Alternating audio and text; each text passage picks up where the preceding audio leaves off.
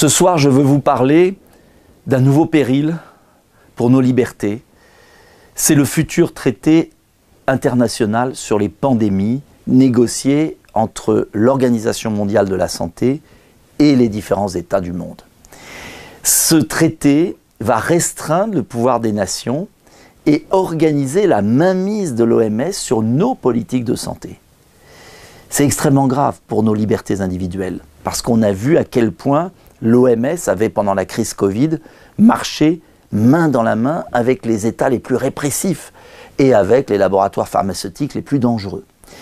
Alors de quoi s'agit-il? Il s'agit d'un nouveau traité qui devrait être signé en mai 2024, donc c'est demain, et qui s'accompagnerait bien évidemment d'un passeport vaccinal pour pouvoir voyager dans le monde entier. Et donc une restriction sans précédent de nos libertés. Mais il y a des articles très graves dans ce traité, je m'appuie sur des réalités.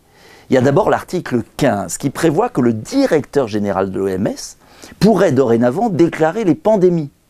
Avant, c'était un organisme. Et vous vous souvenez que pour l'affaire du Covid, la Chine avait bloqué pendant un moment, c'était une négociation entre les États. Là, ça serait le directeur général qui déclarerait une pandémie. Une fois qu'il a déclaré la pandémie, cela donnerait des pouvoirs extravagants à un nouvel organisme prévu par l'article 20, la conférence des parties. Et cette conférence des parties serait non pas un organe de recommandation, les termes ont un sens, mais il est marqué un pouvoir de décision. Ça veut dire que cet organe des parties, cette conférence des parties, par exemple, déciderait qu'il faut bloquer les frontières, qu'il faut mettre un pass vaccinal, qu'il faut imposer une vaccination obligatoire, etc., etc. Et c'est là qu'intervient le piège. Le piège, c'est que l'article 22 permet d'examiner par ce traité, l'OMS, les cas de non-respect des États. Et que les États ne pourront pas, je cite, nuire à leur population ni aux autres États. Et donc vous voyez qu'il y a une inversion de la charge de la preuve. Ce n'est plus les États qui sont maîtres dans leur politique de santé, c'est l'OMS qui vous met sous condition. Alors pourquoi c'est grave? Parce que l'OMS n'est pas financée par des gouvernements, par des États. Il n'y a que 20% des crédits de l'Organisation mondiale de la santé qui sont versés par les États. Le reste de l'OMS est versé par qui? Par des intérêts privés, soit des fondations, soit de l'industrie pharmaceutique.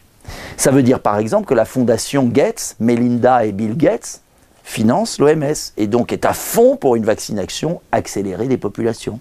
C'est la fondation Bloomberg, c'est aussi des industries. Alors ça veut dire quoi? Ça veut dire que vous voyez le piège se refermer. Ceux qui financent en plus ont le droit de demander que ces financements soient fléchés. Fléchés, ça veut dire quoi? Je finance l'OMS, mais je veux qu'on vaccine telle population, de tel vaccin, contre telle maladie. Vous avez vu que tout est bouclé. On peut très bien imaginer des grandes entreprises pharmaceutiques qui veulent écouler, comme ça s'est passé au niveau de l'Union européenne, 4,6 milliards de doses pour 71 milliards d'euros décidés par Mme von der Leyen avec des SMS, dont 2,4 milliards d'euros pour une seule entreprise, Pfizer. Et donc vous imaginez que le pouvoir de décision n'appartient plus à la démocratie, au peuple, mais à un organisme supranational dirigé par des entreprises et des fondations. C'est une remise en cause totale de la souveraineté des nations, de la liberté individuelle, et ça peut être une catastrophe sanitaire. Voilà pourquoi, à la lumière de ce qu'on a vécu au moment de la crise du Covid, il est vital de se mobiliser contre ce traité. Je vous invite à diffuser cette vidéo, je vous invite à la partager, je vous invite à alerter, je vous invite à écrire aux parlementaires, je vous invite à m'aider aussi, à donner. On a besoin d'argent. Financièrement, oui. Nous sommes face à des intérêts qui ont des milliards. Nous sommes là avec nos convictions, notre cerveau, notre lucidité. Alors, aidez Debout la France ou d'autres, faites ce que vous voulez, mais on a besoin de vous car il faut une prise de conscience mondiale avant mai 2024. Il nous reste moins d'un an pour gagner la bataille. Il n'y a jamais de bataille perdue. Souvenez-vous de celle sur les soignants suspendus. On l'a gagnée à force de conviction. Alors, on va gagner celle-là et on ne laissera pas l'OMS et des lobbies décider de notre corps, de notre santé, de ce qu'on se met dans le corps.